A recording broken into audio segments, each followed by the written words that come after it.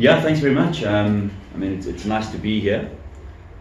Just before we continue, I just want to just send through some apologies from my head coach, Gavin Hunt. He unfortunately had to go and take care of an emergency. So, it's with regret that he couldn't be here with you guys. I got to say, I'm not on that level when it comes to the banter that he can offer in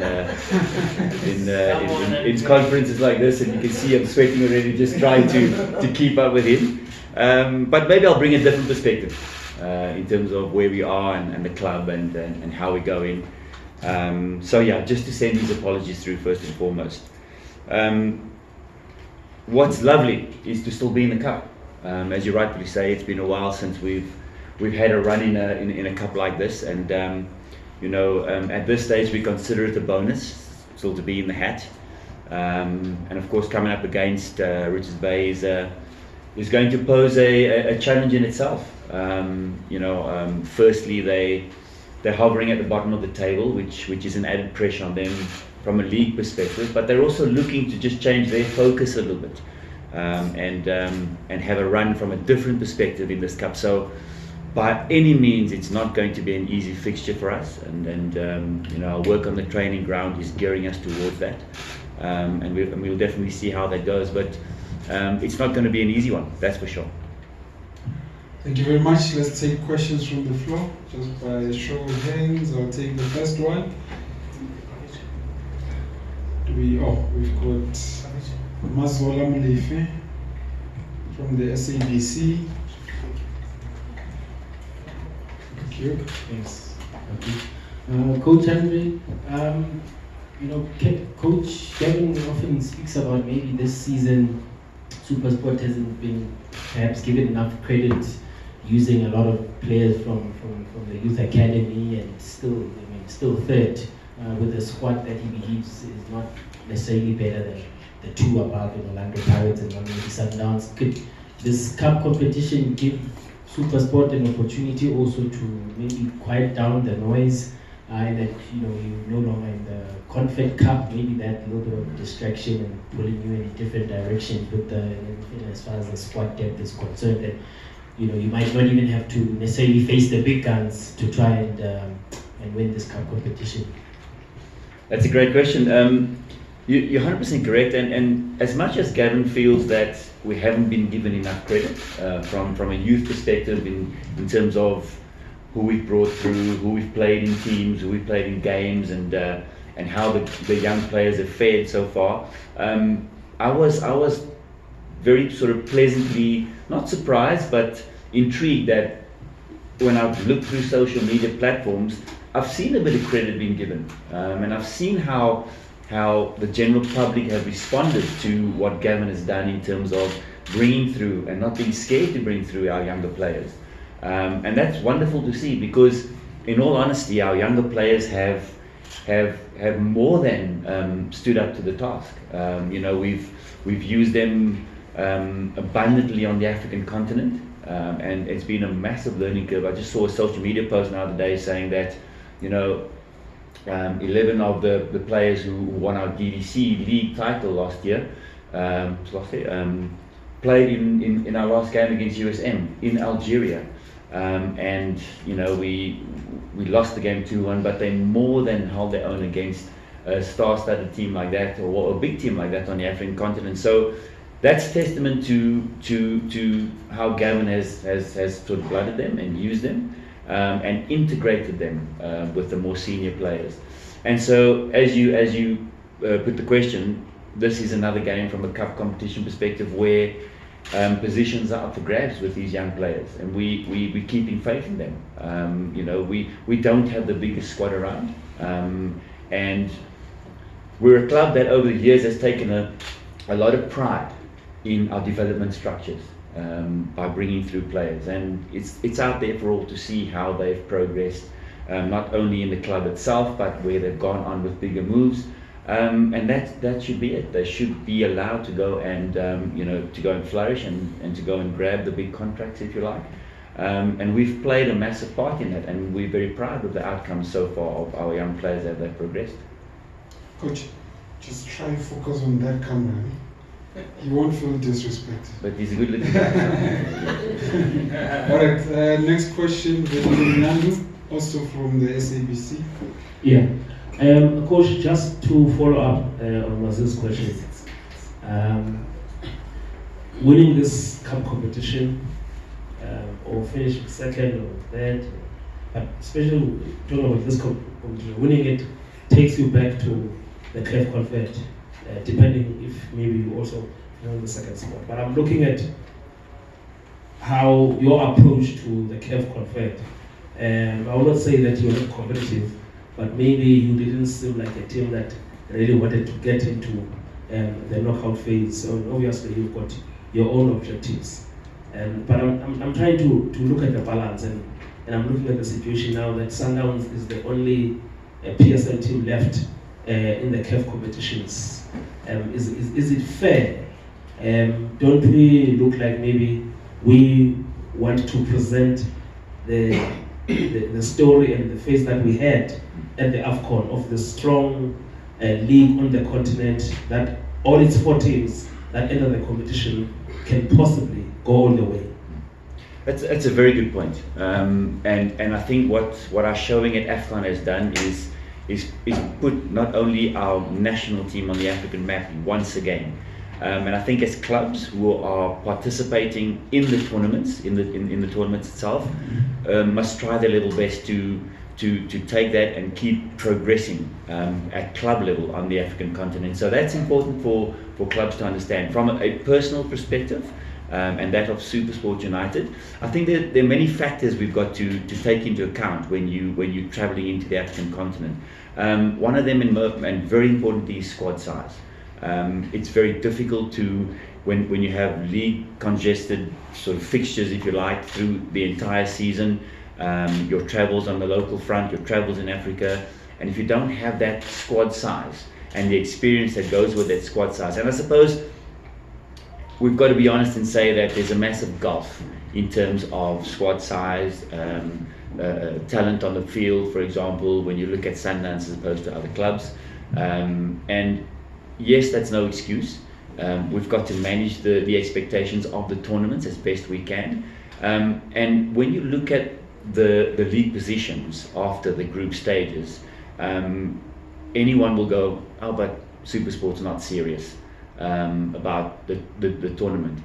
There are tough conditions out there, and as I've said in my answer to the previous questions, we are at a situation where we have to blood these young players because they need the experience. We need to get them understanding the difference between playing in a DDC league season and playing the highest stage of African football in these cup competitions.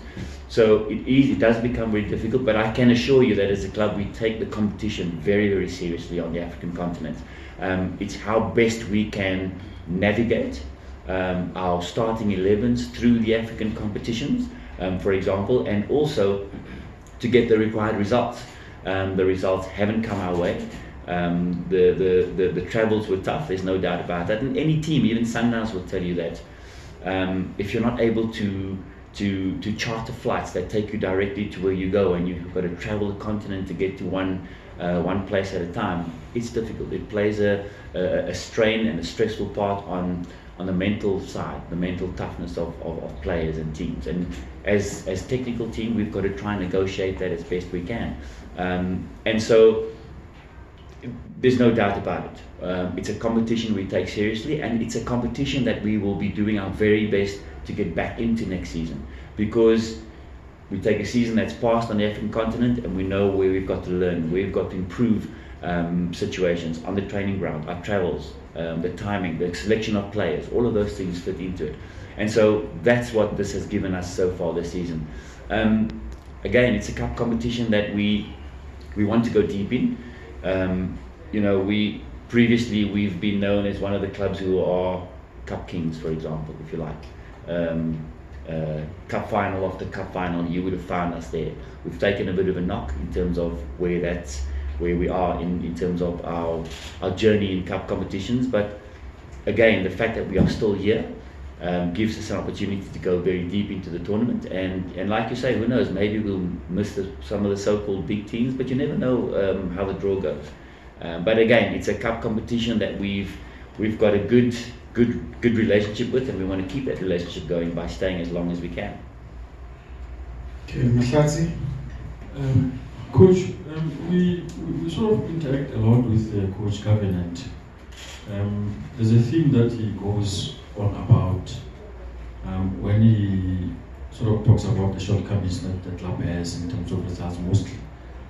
He always talks about the challenges are because of sometimes reliance on younger players. The question I want to ask you is that how long is that going to continue becoming a thing that he talks about all the time? And also given the fact that, if you look at the team is actually very experienced. Just a quick glance on the team list yesterday. We had Arubi, Lungu, Shatsayo, Magaman, and Ndlovu, Ake, Robla. These are very experienced footballers. And on the bench, you had Basera, Chugamanja. Is this sustainable for him? I know we can't talk bad about him, but when he speaks, he represents you. Yeah, sure. Is this sustainable to continue saying if you have shortcomings, you talk about the fact that you have got young players in the team? Yeah, I think, I don't know about the word shortcomings. As you rightfully said, we have got the bulk of experience around the group. But we have also we've got to look at it from a squad perspective. And for me, that's important because our squad encompasses young players coming through. We've got them coming through all the time. Every single day we've got young players coming through. We're having a look at them on the training ground. Is this one good enough today? No, he's not. But maybe he's in 3 months' time. We've got to bring him back in 3 months' time again and have another look at them and how they can fit into the squad. We have got an aging squad. There's no doubt about that. You've got to just look at the numbers and the ages. And so we've got to now start. We're a club that cannot go into the marketplace and just go and buy whoever we want. We let's be honest about that. And we've got to, as I say, we've got to continue with our development structures. Is the lifeblood of our club at the moment, and it will continue. There's no doubt about that. And these young players will become experienced as we bring them through the different development processes. But we've also got to understand what we are going to do with the other more senior players in terms of how much can we get out of them, for how much longer we can get it out of them. So we've got to get these young players through the ranks and through the different stages of their development so they can take over. Because like I said, we can't go and spend money on bringing in someone else. So we're always going to have shortcomings here and there, but we, as a technical team, that's our jobs. We've got to plug up those shortcomings, whether it's with other senior players or whether it's with younger players who are coming in. There is no excuse. We can't always use an excuse. But the young players, they're going to make mistakes. Of course they're going to make mistakes, but we must still guide them. We must still bring them into the whole aspect of playing at the highest level. They're going to lose games. They're going to learn from them, and they're going to fix those things. But we are there to help them. So for me, it's a cycle that we've got to navigate as best we can as a technical team. Shemu, before you go, let me just check if we've got any hands in that overflow area. I'm sure they're feeling left out. Are we happy we don't have any hands? Okay, all right. Temba Shabalala, Josie FM. Coach, I'm looking at the development part of at your club, SuperSport, and you've been one individual that has been involved. But I would like to take the Bafana angle, looking at how you've dealt with Ronwin now that he's a senior keeper in the country. What does that say to you about the work that you do? How does it feel to you seeing him coming to being who he is? I mean, yourself, Coach Johnson as well. And what fulfillment does that come with, seeing that he even won the biggest prizes in the CAF, in the AFCON? And just to pick your brain on the second one, if you may allow me, looking at the young Ocon at SuperSport, a young boy with a dual citizenship, if I may use that, is it something that you as a Bafana legend look at and say, he should play for South Africa? Is it sort of a conversation that you probably have had with him? I mean, those are two wonderful questions, and I can't wait to answer them, because if I take Ronman as an example, now that is a success story that development can never put a price on. Can never put a price on. And Ronman is a typical example of the fact that development doesn't happen overnight. And Coach Grant will be the first to tell you that he first worked with Ronman at the age of 12. So that's a sort of a lifetime, if you like, in development. And the pleasing story about that is almost as if it's come full circle. If I look at the relationship between Ronman and Grant Johnson, where they started off together and now they're winning, or they're winning podium places, you know, on the biggest tournament in African football. So that for me has been a wonderful sort of journey to see with the two of them go. And I've been witness to that whole process in terms of where it started and where Ronman has grown to. And Ronman is a typical example of keep going.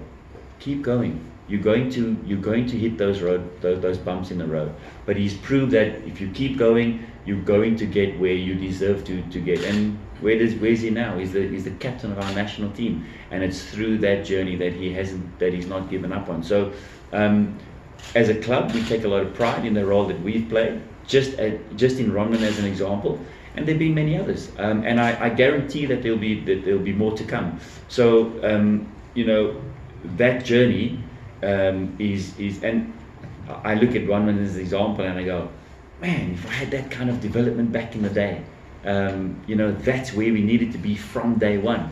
And I suppose if we go back to 96, perhaps we as players have got ourselves to blame, because we set the bar so high that all of a sudden the stakeholders in South African football maybe took their foot off the development pedal and said, but we've got ready-mades here, we don't need to develop.